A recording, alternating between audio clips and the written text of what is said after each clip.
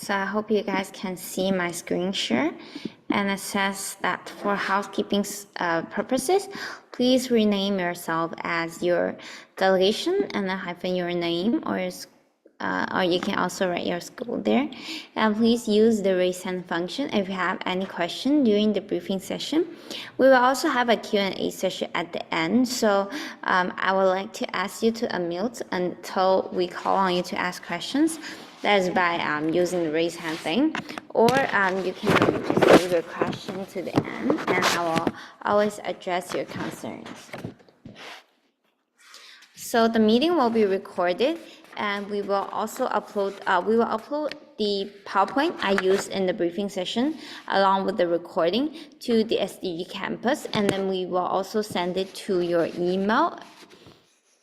And then also, I've emphasized this a few times. So regarding the handbook, I think it will be the most important document for you throughout your experience. So please make sure you download it and read it through thoroughly.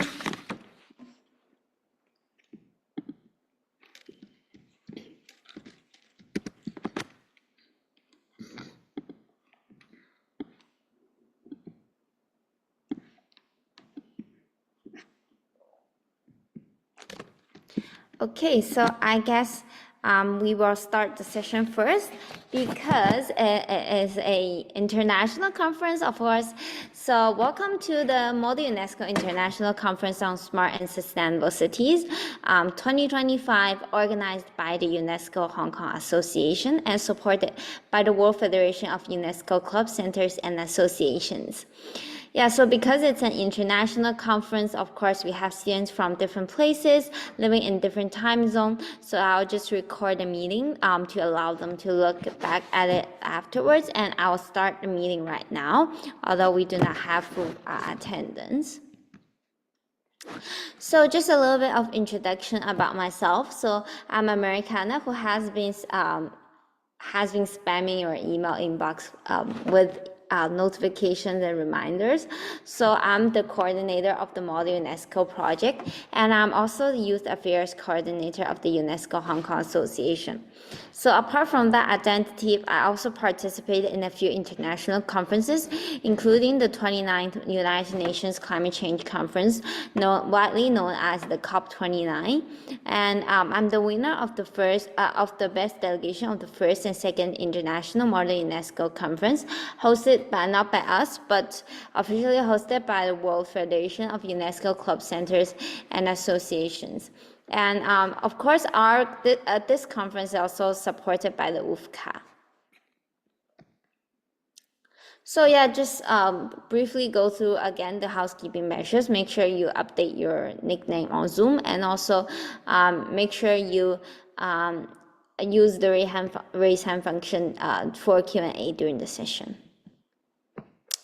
So what are we going to talk about during this briefing session? So we are not only going to talk about the logistics arrangement, we are also going to go through the conference background, the conference theme, the rules of participation in the conference procedure, and also for international delegates, we are going to focus a bit more on the field trip and outings and the hotel and dining options.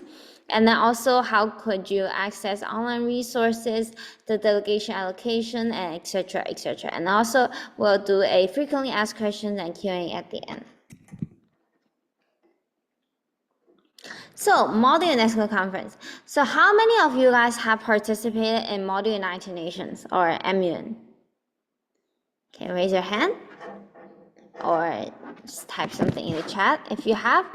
You can type yes. Oh, I see a few have participated in Model UNESCO or Model United Nations conferences. Very good, very good. Okay, great. Thank you guys for your active responses. But there is actually a few differences between Model UNESCO and Model United Nations. So of course, in United Nations conferences, we have the general debate during the regular sessions, and also we have committee sessions, right? So the United Nations is a big family. It hosts a conference, a general conference every year, from September to probably ending in November, regarding big issues around the world. And of course, these issues focus on different areas, including, for example, healthcare, economics and social, wars and conflicts. So there are different fields and areas to discuss. So there is always a committee sessions that focus on specific questions or specific areas of concern. And the regular session in the general debate, it is an annual meeting of the head of states and government at the beginning of the General Assembly sessions, and usually the first debate of the session, and with the exception of high-level meetings. So the only one in which head of state and government regularly participate.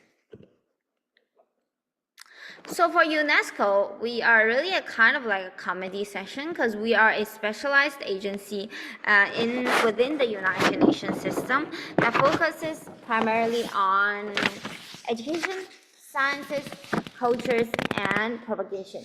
So from our name, UNESCO, it stands for the United Nations Educational, Scientific, and Cultural Organization. And it's very clear, you can already see from our name that what kind of topics, what kind of themes that we focus on. Sorry. And for the main roles, so UNESCO, apart from the more obvious ones, so like the broad fields that we focus on, there are also the more specific functions or roles of UNESCO that you need to understand. So these are forward-looking research, standard setting, quality education, communication and information, and the development and exchange of knowledge and technologies.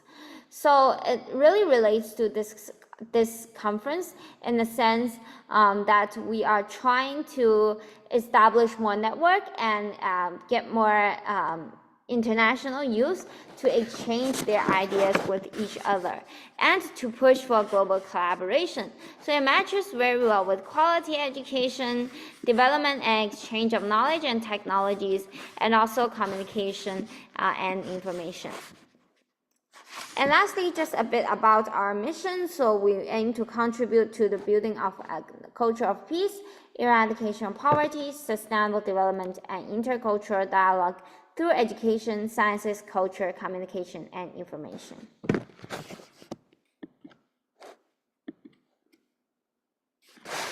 So there is a line in the UNESCO Constitution about our main function, which is, since war began in the mind of men and women, it is in the mind of men and women that the defense of peace must be constructed. So just let me ask you a simple question. So you guys probably know why was the United Nations established? Like, about the history of the United Nations. Why was it established? Under what situation or condition? Can you let me know in the chat?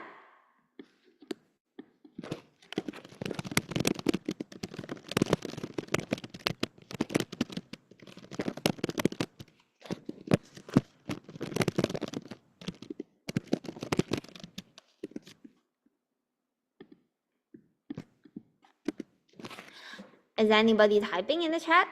So why was the United Nations established in the first place?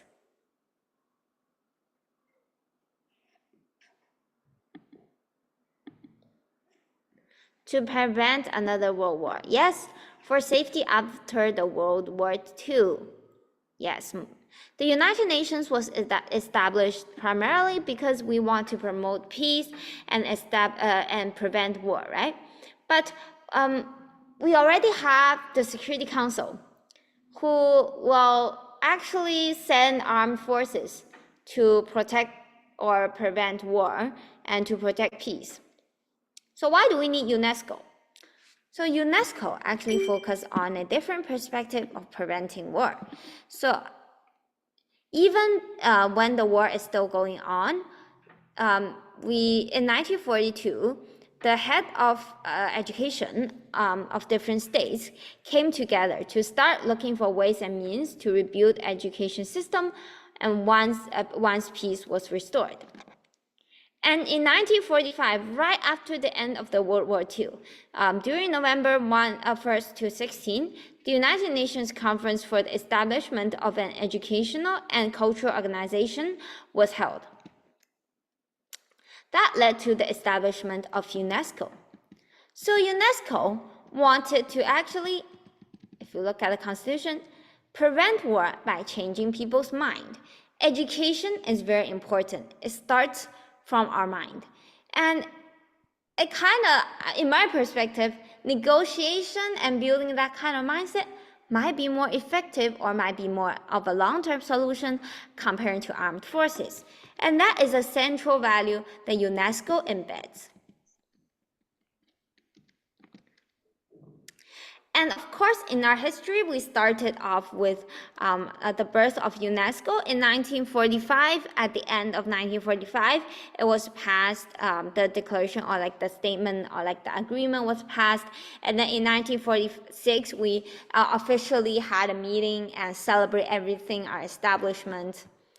And then in 1950, we actually started off by being more cultural focused. And like the C in UNESCO. So in 1950, we issued the first UNESCO statement on race, and which declared that there are no scientific basis or justification for racial biases. And in 1952, the Copyright Convention, 1970, on the illegal trafficking of cultural objects. It's okay for being late. We're just introducing the backgrounds. Yeah, so in the early years, UNESCO focused more on culture. And then afterwards, we shifted our focus into more environmental and scientific basis, mainly because in 1972, the world hosted the first World Conference on Environmental Issues, known as the Stockholm Conference. So in 1971, UNESCO also did a lot to contribute to building up on that environmental conference. And later on, we expanded our scope to more of the scientific and culture and the integration between science and culture. But all along the way, all through our journey over the 80 or so years, education has always been one of the foundation. So these are just a few domains of expertise I want you guys to understand. So of course, education that lies in the heart of UNESCO's mission, but also social and human sciences, communication and information. So the freedom of expression, the freedom of speech, media development, and also natural sciences, the science for a sustainable future, and culture and ocean sciences. So these are kind of like an overview of the domains of expertise that UNESCO holds. So moving on to UNESCO meetings or our organization structure. So actually our organization structure is actually a bit different than the United Nations General Conference. So the United Nations hosts their General Conference once every year, so annually. But UNESCO holds it biannually, so every 2 years. And our headquarters is in Paris instead of in New York. So all the delegations from 195 member states of UNESCO join the General Conference every 2 years. And so that is the UNESCO's highest decision-making body, and approve budget for every 2 years, and also approve the medium-term strategy for program framework every 6 years. But why do we have the other structure parties, the executive board and the secretariat? So let's see their functions. So the executive board, because UNESCO holds general conference every 2 years, so it's quite difficult to keep track on what we are doing over the 2 years unless we actually have a group of people who keep an eye on it. So the executive board is that group of people that keep an eye on our plan, on our schedule, on our planned activities or projects during those 2 years' time. So this is a very important, monitoring body, and it ensures that the organization performs its function in all areas and of activities. And it's not with all of the 195 states, but with only 58 member states of the executive board. And different committees and commissions perform different functions, of course. So lastly, the Secretariat. The Secretariat is quite similar to the Secretariat of the United Nations, so mainly focusing on the daily admin issues, and it has approximately 1,000 staff in its Paris headquarters that command daily operation activities and ensure that the decisions are implemented and programs are implemented on daily basis. So these are the PR team, the public relations, the HR team, the human resources, and so posting IGs, posting Facebooks, and doing promotions and calling for action. So these are just the daily activities admins.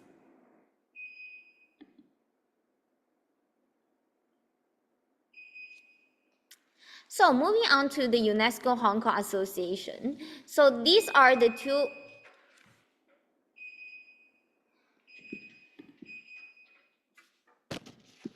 So I'm sorry.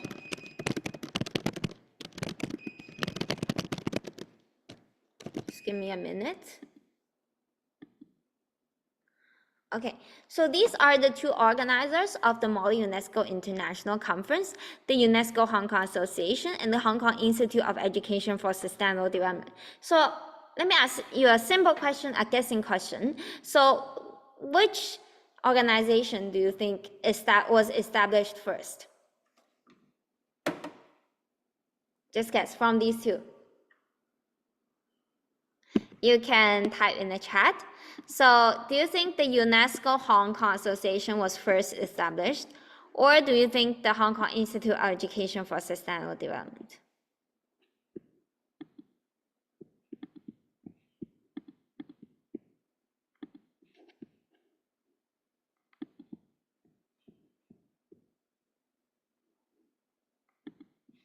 UHKA? Okay. Let me tell you guys. So actually, the HIESD, the one on the bottom, was established first. So it was established in 2003.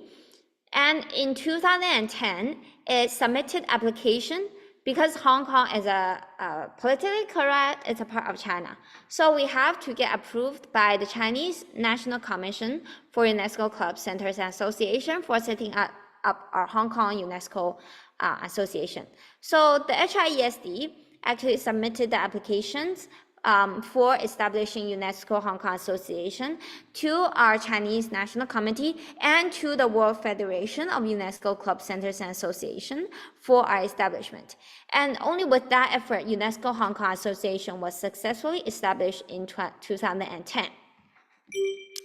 So these two organizations work hand in hand very closely to promote the main mission of UNESCO in Hong Kong, and also work with China and work with our national partners, our global partners. So including here, so we have our national network and also we have an international network.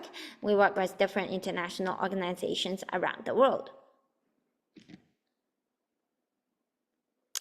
And also, of course, we have a local member school network and also professional network. So let's move on. So after we briefly explored the center history and the values of United Nations and UNESCO, what do you think are the biggest differences between Model United Nations and Model UNESCO?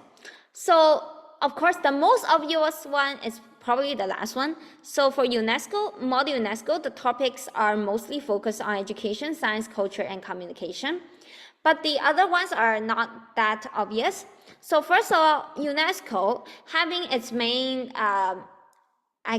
core value as negotiation and collaboration and keeping peace through education, we focus more on the synergy of ideas and negotiation of coming up with a common solution. So that is why we encourage debate and discussion, where every delegation have a chance to propose a motion for discussion. And also at the end, we vote clauses by clauses, instead of voting on the whole resolution. Because in Model United Nations, usually we have blocks. So every block have their own resolution, draft their own resolution, and at the end, it is one resolution that get adopted, and the other ones are scrapped.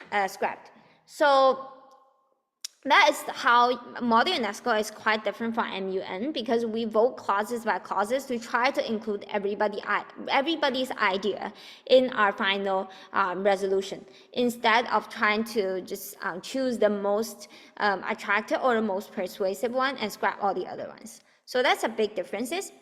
And the other one is that we have a unique case session. So that one is mostly in the Hong Kong GBA conference. So we try to apply global insights to solve local problems. So that is why UNESCO, or Model UNESCO, is an advocate for negotiation and collaboration. So usually in terms of negotiation, we have two kinds of negotiation. One is competitive bargaining. That is usually the ones that we see in business partnerships, or when you sell a firm to other or simple ideas when you are trying to sell a business proposal. You are trying to extract more profit or more money from your buyer, right? But so that is either win or lose, right? So you don't have a middle ground there. But in terms of Model UNESCO conferences, we try to look for in negotiation is collaborative problem solving, where each party has an interest in the others also being satisfied. So in this sense, the solution is not to get iterated with or try to pressure individual delegates, but instead we want you guys to collaborate with each other and to find a common formulation that is acceptable for all. So regarding our international conference, so why are we hosting this Model UNESCO International Conference? So actually the first international Model UNESCO conference was held in April 2022. So you can see in the image that was me like 3 or 4 years ago. And then I haven't changed a lot, right? So I participated in the first international Model UNESCO conference online, because that was still in COVID, representing the delegation of Hong Kong, and the one hosted by World Federation of UNESCO, so WFCA, and with other 42 countries around the world. So after this Zoom conference, we thought, whoa, this idea or this conference was very interesting, or we really liked the idea of negotiation that it promoted. So we started this first Model UNESCO conference in Hong Kong on the topic of education in 2022. And in 2023, we did another Hong Kong conference on climate sustainability. And it was only in so we tried to get global since last year. So it was only in 2024 that we started to recruit international students aboard, and we got sponsorship from the Bank of China Hong Kong, thankfully, to actually sponsor international students for their hotels and their food, the conference fee, a very happy, a very rewarding award ceremony in Hong Kong. So that was just from last year, 2024. We held the second international conference for secondary school students. And we got participation from Poland, India, Nepal, and also Shanghai, Chengdu, many cities in China. So last year was on the topic of artificial intelligence and education, as it was a very hot topic last year. And we can see the delegates, we had cultural performances, and we had a ceremony dinner. And we also have these secret cards, like you can write messages to other delegates. And I guess it was quite fun last year. And also something that you might not have been aware of is that we actually post our final resolution to the government. So last year we did the youth prospect on the use of artificial intelligence and education. And we actually, so it was drafted as the conference resolution, and it was actually released after the conference and submitted to the Chief Executive Office of Hong Kong by the Professor Karen Chen, the President of the UNESCO Hong Kong Association. And actually it was included in the policy address of Hong Kong in 2024. So we want your ideas, your perspective from the youth to be included to affect and impact policies in the future. So let's move on to the ones that you are probably more excited about. This year's conference. So what's coming up? So first difference is we have a new supporter, a lead supporter for our conference this year. The World Federation of UNESCO Club Centers and Association has agreed to has accepted our invitation to actually support our Hong Kong conference. Yay! And then we still have our title sponsor, and also we have different supporting consulates. Of course, I see many of you guys are coming from the countries that your consulate have supported us. But please don't worry if you do not see your consulate on the list. We actually have already sent out invitation to all of your country's consulate generals in Hong Kong to invite them to our award ceremony and celebration dinner. So last year, I believe Nepal, Poland consulates representative came to our ceremony dinner, and this year we will try to do the same. Of course, they might have other commitment or time clashes that doesn't allow them to attend, unfortunately, but the best case is that we have your consulate representative at our award ceremony to give you encouragement and support. And of course, this year's conference is supported by 5 government departments in Hong Kong, and also different education organizations, universities in Hong Kong. So how about this year's conference theme? So, I want to quote from a publication by UNESCO called Smart Cities Shaping the Society of 2030. So it says that 2/3 of the world's population will be living in an urban environment by 2050. While several of the greatest challenges of our time has emerged in cities, cities also hold part of the answer. So it is therefore essential to involve cities in our effort to address issues such as growing inequalities, poverty and discriminations, and lots of different challenges. So cities are the center of development. They face many challenges, but they are also the solution to all of these challenges. And if you're familiar with the SDGs, which I believe you guys are, these are just corresponding to many of the different SDGs. So cities doesn't only relate to SDG 11, sustainable cities and community. It's interlinked and crossover with many of the other sustainable development goals. So the more specific one is SDG 11. So the topic is smart and sustainable cities. So directly corresponds to SDG 11, smart sustainable cities and communities. So for example, I really want you guys to actually link your strategy presentation to specific targets.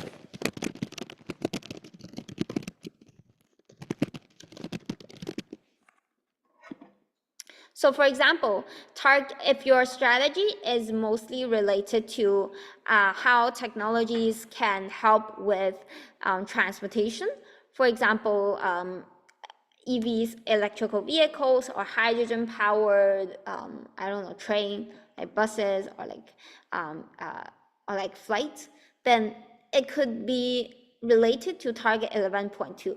And because United Nations actually have different indicators for each target, so you can refer to those indicators and targets specifically in your strategy presentation. That will be more impressive for the other delegates.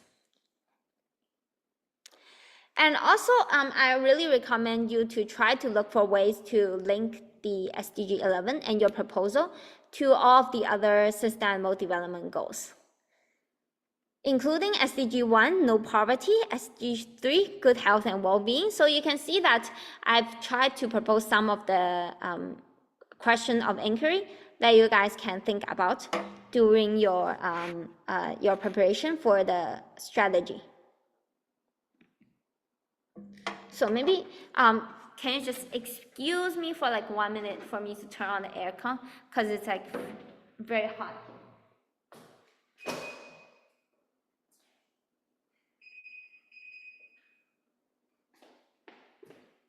Okay, sorry for that. And yeah, so the other ones, actually you can find all of this information in your handbook already, but I just want to especially mention the importance of linking SDGs.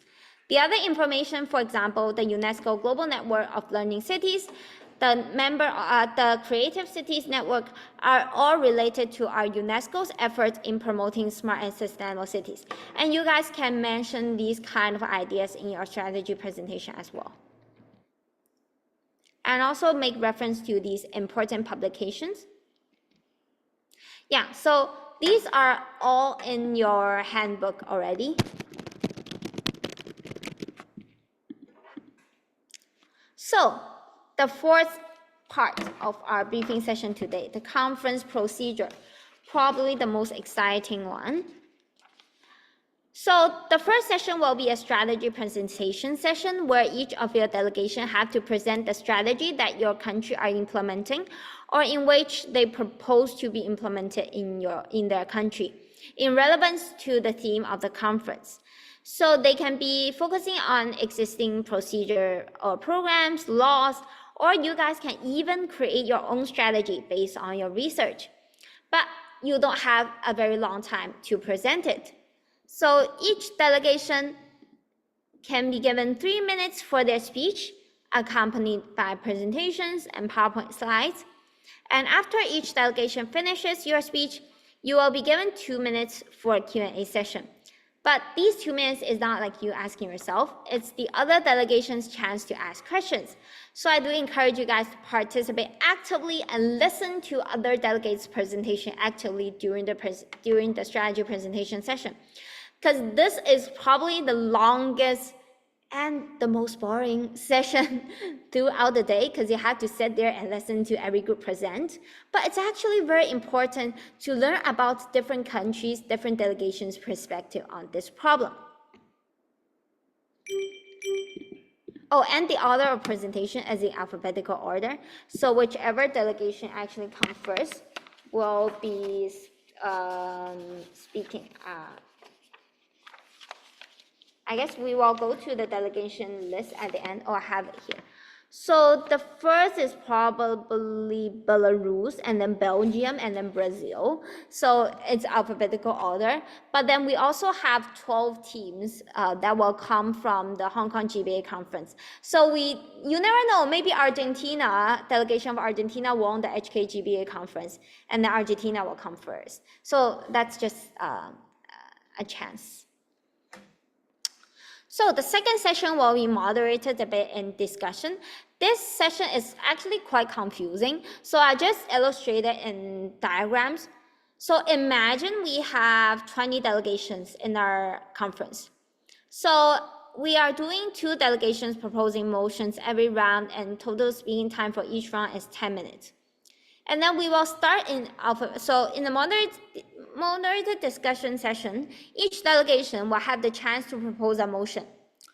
So that is a specific area of the topic that they are interested to take further discussions on.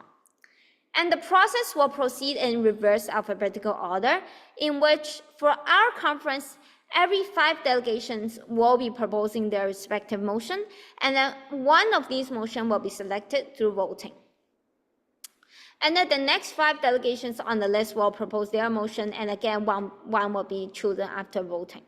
So each selected motion will be discussed for no more than 15 minutes, and the delegation who proposed the motion can decide the individual speaking time and whether they would like to speak first or last. And a speaker list will be formed for each motion of discussion, and the remaining delegation could raise your placard to indicate their interest to join the list. So, for example, and after the discussion of the one motion, the next 5 delegation will propose their motion, but they could decide whether to continue the previous discussion or to propose new topics. So, what this means is that, for example, if I am the delegation of Egypt and I want to discuss the area of technology transfer, cross-border technology transfer for smart city development. That's what the delegation of Egypt proposed to discuss for the next 15 minutes. And then there are also other 4 delegations that are competing with me, kind of competing with me. So they propose their own motion that they want to discuss. And then all of the remaining delegations will vote for which one they want to discuss. And then if Egypt is successfully selected, for example, I say I want each delegation to have individual speaking time for 3 minutes. Then because each round can be talked about for no more than 15 minutes, that means we are going to have 5 delegations on the speaker list, 15 divided by 3, 5. And that also includes Egypt itself. So Egypt can choose, I want to go first or go last, and then we will choose the remaining 4 from the other delegations on the ground. So let's try an example here. So for example, imagine we are doing 2 delegations proposing motions every round, and with the total speaking time for each round is 10 minutes. So overall theme, smart and sustainable cities, and Egypt says we want to discuss the digital waste problem. And the other nation says that we want to, Denmark says that we want to discuss cross-border smart city tech sharing. And there are 16 other delegations. And then we start to vote. All 16 other delegations want to discuss Egypt's motion, and only 2 wants to discuss the digital waste problem. Only 2 supported Denmark. So we will discuss Egypt's motion, and at the end, we decided to do that. So Egypt says that we want to discuss cross-border smart city tech sharing for 10 minutes, and individual speaking time is 2 minutes. So 10 divided by 2, it's 5 delegations in total, including Egypt, and he wants to speak first. So we will so the other delegates can raise their placard to say, I want to speak for this motion. And then the chair committee will form a speaker list, and they will be speaking for the motion in order of the committee's choice. So, and then the next cycle starts again. So now Canada proposed their motion, Brazil proposed their motion, but in the second round, Brazil can say that we want to discuss the problem. Canada can say that we want to continue the discussion of previous motion if they think that they didn't have enough time to talk about that motion. So that is a tricky part. So that is probably all we have for the session 2, and this will continue looping until the end of the list, until every delegation had a chance to propose their motion. Okay. And then it will be session 3, a moderated debate and discussion. During this session, participants will have the opportunity to develop their critical thinking, negotiation, public speaking skills, where they will be able to stand up from their seats and initiate face-to-face conversation freely with the other delegates.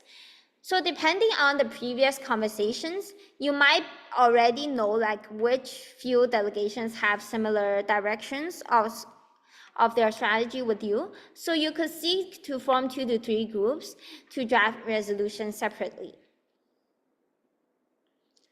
And then on to the drafting. So you will have, I guess, if you look at the schedule, you will have, this schedule is for the Hong Kong GBA conference. Wait, let me see if I can, I'll show you guys the schedule later, probably in your handbook. So you have a few minutes for the moderated debate and discussion session. From my memory, it was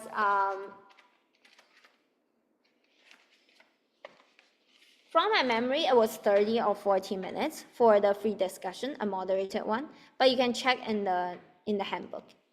And then you will start to draft a resolution. So that time is allowed for discussion, and then we will really dig into actually writing things down. So you will be drafting resolution for each group. Each group can draft 5 preliminary clauses and 8 operative clauses without bulleted subpoints. So what we mean by preambular clauses is to explain why this topic is important, why are we discussing the issues of smart and sustainable cities. So I have to start with these phrases. For example, acknowledging that cities are facing more climate change challenges, for example, like that. Yeah, so I have to start with these.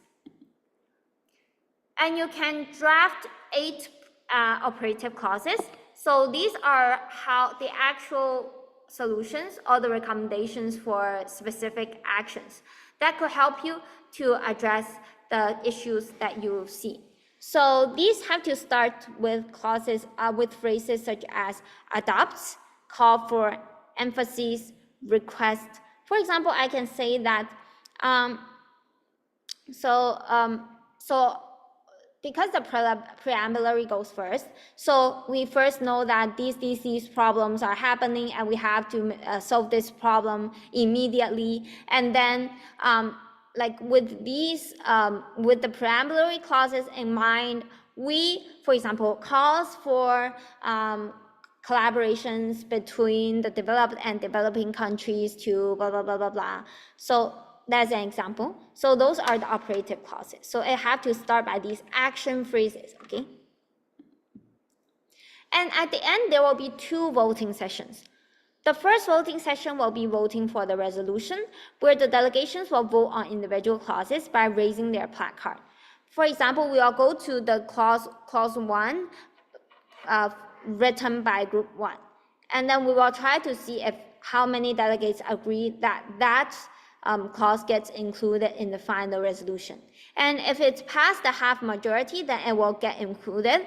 But there are chances for minor amendments. So the first kind of minor amendment is like grammatic or like the wordings, like minor wordings. The second one is maybe when we go through the other groups' proposals, we see that there are some clauses that are similar to the previous one. So maybe similar to group 1's one of the clause that has already been adopted, has already passed the voting. Then we will try to merge these clauses together. So this decision is not only made by the chairing committee, but also consulted with the other delegations in the room. So we make mutual agreement and on how we are gonna deal with similar clauses at this end. So the second part is also a very exciting part. It is voting for the award. So in our international conference, we have a few awards. We have the team awards, the best delegation award, the outstanding delegation, special recognition, best strategy. And for the individual award, we have best delegate, outstanding delegate, and best speaker awards. And since Model UNESCO actually emphasizes more on collaboration and reaching a consensus, so we trust you guys. You guys will vote among yourselves based on pre-released criteria, which are just these. So for the team awards, you can, based on these criteria, to vote for the few. So for best delegation, students will vote among themselves based on all of the criteria below. So simply speaking, the team that got the highest vote for best delegation will receive the best delegation award. And the few teams that received the second highest number of votes of the best delegation award will get outstanding delegation. So it's kind of like first, second, and third place. So the first 3, best delegation, outstanding delegation, and special recognition. But the best strategy is a bit different. So this one focuses only on the criteria of content. So only based on the contents of the presentation and their ideas, which delegation do you think performed the best? So that one is another special award, a special feature of the Model UNESCO conference. And then the other ones are the individual awards. So we have the best delegate, the outstanding delegate, and best speaker. So yeah, so these are the award criteria already listed there. And also, I just want to emphasize, so to enhance the diversity and fairness of the voting results, delegates are not allowed to vote for their own delegation for a team award and not allowed to vote for themselves for their teammate or individual award. So we will do a paper-based voting mechanism during the final voting part. And you will need to write your name and your delegation to prevent these kind of things from happening. But we will collect all those voting results in a black box, and these will only be seen by the organizing committee to do the votes tallying. And so you guys can say it's kind of like anonymous, although you write your name, but nobody else, none of the delegates or delegations will see which specific person voted for which specific delegation. So only the chairing committee will know that. So let's move on to the hotel and dining. So you can find a lot of information about Hong Kong in the handbook. For example, the climate in Hong Kong, pretty hot. The temperature, it says could exceed 31 degrees. So that's officially on Hong Kong government's website. But now, like even in June, it's already like 33, 34 degrees. So you can say that in July, it might be around that, but even, could be even higher, the temperature. So we suggest you to bring some bring some cool clothes to the conference. And also, but Hong Kong has a very strong air conditioning indoor. So please prepare jackets, as air conditioner may be pretty strong in indoor areas, such as shopping malls and public transport, and also in our conference room. So from last year's experience, so because we are using the same menu, from last year's experience and memory, I remember that many delegates said that the room was too cold and urged us to turn off the aircon. But actually, the temperature was stand into a quite standard degree, and it couldn't be lowered. It couldn't be raised much higher than its preset. So many delegates caught a cold after the conference just because of the cool air conditioning. But we have no way to solve that problem. So the only way is to actually tell you guys in advance to bring some of the jackets to keep yourself warm. And also the other ones are just general information that I guess you guys can go through in your own time. So I'll move on to the more important part about the money. So for transportation, because everybody arrived at different times, we have delegates who arrive like 3-4 days even before the conference to enjoy Hong Kong. And we totally understand that because it's a quite exciting experience for you, right? So we will not be arranging transportation from the airport directly through like coaches or like van, but you guys can take your own taxi. So there's a tricky part. Hong Kong has 3 colors for its taxis in the airport. So there are the red ones, there are the green ones, and there are the blue ones. So you guys need to take the red taxi. Please remember, you guys need to take the red taxi to our hotel. And you can talk to the taxi driver. You want to go to the Shatin Regal Riverside Hotel, or you can have a translation in your phone, or you can have a map up in your phone just to tell the taxi driver about that, and he will get you to the right place. So last year we did 300 Hong Kong dollars cash to pay for the taxi fee. So this is very important. After your taxi trip, when you get off the taxi, ask the taxi driver for a receipt. Okay? The taxi driver will print you a receipt, and you bring the receipt to us at the reception. To me, probably, at the reception, and I will claim the money to you. I will double the amount and claim double to you, so you can just use the same amount when you leave the hotel. Okay? So I'll claim double the amount for your arrival taxi, so that you can have a taxi for your when you leave the hotel. And during the conference, the transportation will be arranged by us. And yeah, so departure, if you are traveling from the hotel, then we claim the same amount to you. So this is our hotel, the Shatin Regal Riverside Hotel. And on July 18th, we expect your standard check-in time to be after 3 p.m. And the standard check-out time on July 21st is 12 p.m. So if you guys check out late, Say that you like you overslept, like you woke up at like 12 p.m. and you pack your luggage and you had to leave the hotel at like 2 p.m. and the hotel front desk told you that you have to pay extra 1 day. We are sorry that we cannot help you because our sponsor is very restricted and limited to that amount, and we have to show that in our financial report to our sponsor.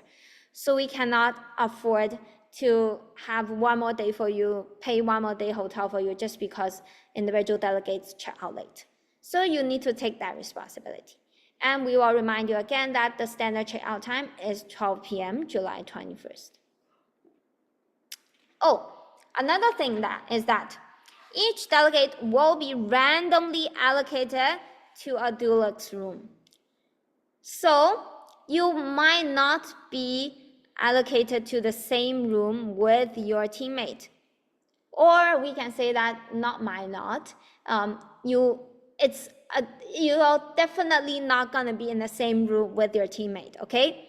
We are definitely gonna mix you with the other teams to encourage international exchange and collaboration and communication.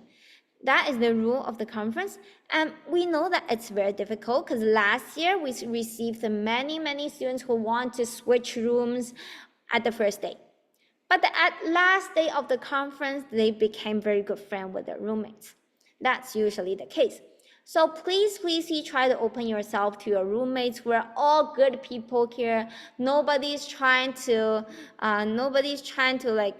discriminate, or like nobody's trying to like stay away from each other's culture. We are all in a big family. That's the reason why we're participating in an international conference. So we are just trying to give you more opportunity to develop intimate friendship with other countries. So please do not say to us that I want to switch room at the first day. We will not allow that, okay? Oh, the room allocation will be announced later as we are still in the progress of collecting registration form. A few delegates haven't sent them in, so. Okay, and so after you guys arrive, you call a taxi, you arrived at the hotel. For the hotel check-in, it's just a normal hotel. So there's nothing else you need to do apart from going to the reception and giving your passport to the reception. They will just arrange the room for you and give you the room key, and you guys can go to the room. So we will not help you to check in. You can check in just in the hotel like you check in all of the other hotels, okay? And what we will do is we will arrange a reception. So at 6 p.m., from 6 p.m. onward, on July 18th, I will be sitting at the reception place, which I will show you guys where is it later on the next slide. And you will receive a bag, a welcoming bag, that contains all of the materials you need for the conference. And I will also claim your transportation fee, and I will give you the money for your dinner on July 18th and your July 20th dinner and lunch, okay? A total claim of 300 for the meals, additional meals.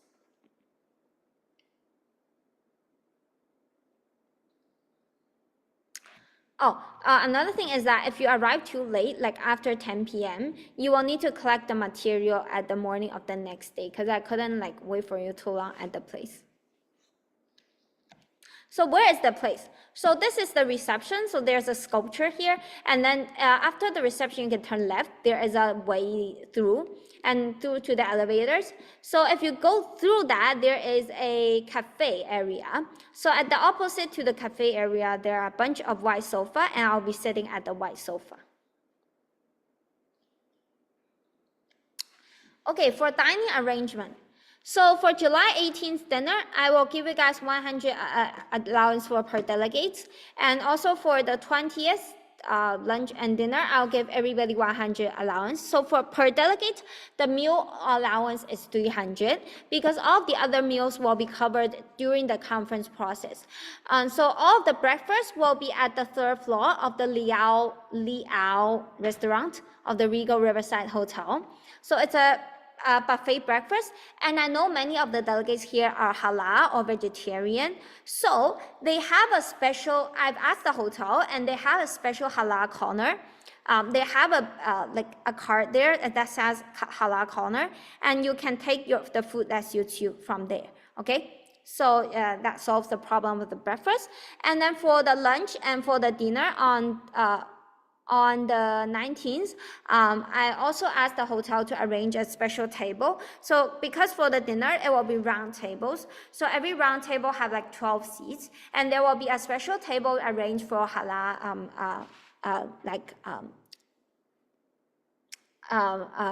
delegates. Yeah, so please just, please don't worry about that. And so for the 19th, the lunch and dinner will be included during the conference, and we'll also have 2 snack sessions, the morning coffee break with pastries and savories, and the afternoon snack sessions.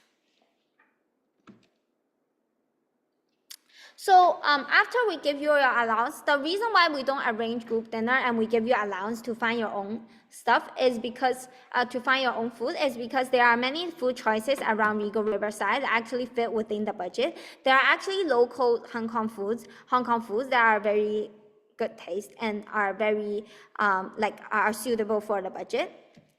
So those are QR codes for the list. And you can also just search on Google Maps. I believe you guys are even better than me on using Google Maps and stuff. Yeah, so for the elevator, so the lobby is, so for Hong Kong, the lobby is called GF. For Hong Kong, we do not start with 1F, because I know many countries start their first, like their ground floor is called first floor. But for Hong Kong, the ground floor is just called ground floor, it's G floor. And then the upper ones are like 1, 2, 3, 4. So we don't start from 1. So there are, it's quite confusing for a lot of students. So the lobby is at the ground floor, and also most of the restaurants are at the ground floor. But our conference room is at the first floor, and the buffet breakfast is at the 3rd floor. Yeah. So these are just some examples of the food that you can get from the restaurant around the hotel site. You can see those are the like the fried noodle, the Hong Kong style barbecue meat set. These are like the Hong Kong native traditional food, Cantonese dishes, and these are just within our budget prices for you. Oh, they also have English, so these are English menus, so you guys don't need to worry. So the staff team, except me, there'll also be the other staff helping you. Okay, on to the field trip. So at the field trip, we will go to a few places that relates to the topic of smart and sustainable cities. The first one is the City Gallery of Hong Kong that shows Hong Kong's development from a small fishing village to today as a large financial center that still preserves some of its cultural features. So first of all, we will learn about Hong Kong city development and Hong Kong's future plan of its city by visiting the City Gallery of Hong Kong. And next in the afternoon, we will bring you to explore innovative revitalization of the Central District. So in the Central District, there are many old historical buildings that has been revitalized and has been given new purpose. So on the right-hand side, you can see this one was the historical building. And now we transformed it to kind of like a place where people can enjoy their life, can have social activities, community activities, and there are many shopping like those small startup like handcraft shops by local startups there. So it's very interesting for you guys to explore. Oh, you can also buy a lot of Hong Kong souvenirs there. The special ones, okay? Although they're pretty, I guess, pretty expensive, but yeah, they are pretty special because they are made by like the small handcraft owners in Hong Kong. And then also we're gonna visit Tai Kwun, which is formerly a police station when it was in the old times, and now it's revitalized to give it new purposes. It's a culture space, so it's pretty interesting. So now to accessing the online material. So we've created for you guys an SDG Campus account, and you guys can log in with your email address and the initial password, capital A, and then small letter BCD at 1234. Please don't get that wrong because the capital really matters. And after you log in, it will ask you to create a new password, and you guys can go into the like the course, the activity part, and then click activities and click this this big logo there, and then you can access all the materials there, and make sure that you submit your presentation slide there, okay? Before July 13th, before July 13th. Okay, now here is the delegation arrangement, and I won't go through name by name because I know I will get your names wrong, like pronunciation wrong. So you guys can just look at it in the conference handbook. Some of the reminders. So what will you guys have to wear? For the dress code, for the conference, you have to wear formal business attire because we are representing international diplomats, international leaders, right? And for the dinner, you guys can wear traditional culture clothes to the dinner. And yeah, we encourage you guys to wear traditional culture costumes. And then for the field trip day, you guys can wear a white t-shirt and blue jeans just to keep our color consistent. And there are also some tips regarding dining and also regarding like international collaborations and negotiations.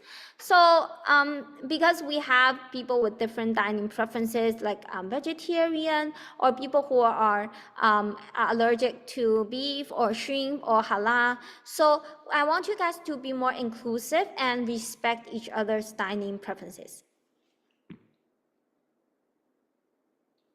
And also terms and conditions at the end, just read it through. So the conference handbook is the most important document. Have to read it through thoroughly in detail. And now I'm so sorry for overrunning for 5 minutes, but let's move on to the Q&A session. What kind of questions do you guys have? Please kindly type in the chat room. By when? July 13th. I guess this was a wrong screen capture, so I'll just stop the screen share. I just open the handbook. Please just give me 1 minute. 1 minute, 1 second. Yeah, so in the handbook. So in the handbook, there's another thing, which is the schedule. Because for the PowerPoint, I screen capped the Hong Kong GBA one. I did a wrong thing there. So let me just show you guys the schedule. Yes, this one is for the international one. We'll start quite early in the morning. So like we will do start the strategy presentation at like 9:15, and we'll do the reception and the opening from 9. And then we have coffee break, strategy presentation. So all the strategy presentation will be in the morning. And then we will have a lunch break. And then the moderated debate and discussion. Oh, the moderated one is 30 minutes, yeah. And then we'll do the drafting resolution for another 25 minutes, the writing part. And then at night, we will celebrate until 10 p.m. Yeah, happy, not Friday, but happy Saturday. Okay, so submission here. Yeah, submit your presentation before July 13th. But remember, it's Hong Kong time, okay? 11:59 p.m. Hong Kong time. Okay, there are a few things that I need to mention for the presentation. So I highly recommend you to submit a PDF version along with, if you guys use PowerPoint to do it, then PDF plus PowerPoint. If you guys use Canva to do it, then please export your Canva with a PDF, and then you can also submit to us a text file with the Canva shared link. But please remember to open the access to the Canva thing, because even if you click like the share, like export and then link, then there's another place that you need to click, like everybody who has the link can view it, something like that. Everybody have the link can edit, something like that. So you need to open the access right and then copy the link to us, okay? If you use Canva. But still, please export to PDF. Yes, the room will be assigned to the same sex only. The best delegation award is only one delegation, but I think the other ones, oh, it only says the nominations.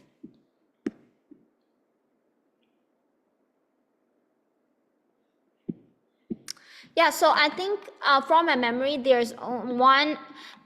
We will release this. We'll update this information later to you. But from my memory, it's only one for the best delegation and best delegate. But for the other ones, there are like, I think there are 2 outstanding delegations and then 4 special recognitions, if I'm not wrong. If not 2, then 3. Yeah. So it's more for the other awards, but only one best delegation and only one best delegate. But the other ones are like more than one.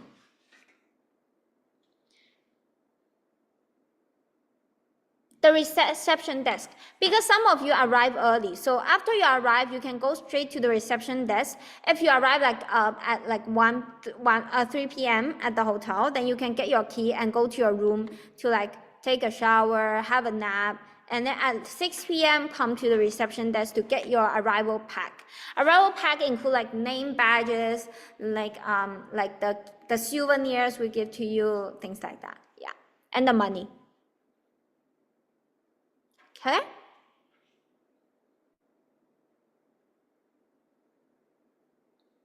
Any other questions? By the way, I'll update the PowerPoint and I'll post it later on today. Any other questions?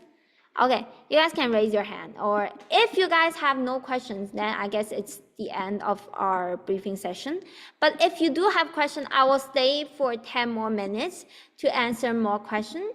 So if you do not have questions, you guys are free to leave, and I will see you guys in Hong Kong. And if you guys have questions, bye. See you guys. And if you guys have questions, you guys can leave behind to type it in the chat. Or if you guys are quite nervous, or like, I guess you guys are all very outgoing, right? Considering that you guys are like future diplomats. So you can just ask me directly. You can unmute yourself.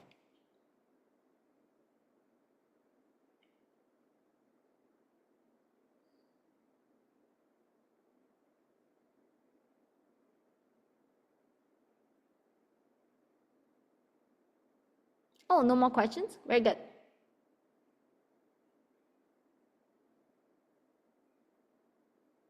Any questions from you? Oh, for the files, I think you can only access the ones that are for the Hong Kong GBA conference. Or I will check your profile again, because one reason is that because you participated in the boot camp, the coordinator training, so your first name and second name might be different. I think I might have to update that for you to look at the new materials, because I restricted by indicating the user's first like the username, because some of their the new imported users have their username as like MUNESCO 2025 international delegates, and maybe yours ones is the training one, so I'll update yours, and then you can see the new materials. Because I didn't want them to see the materials for their training, because the training was paid. Yeah, so I'll just update your username. Yeah, okay, no problem. Okay.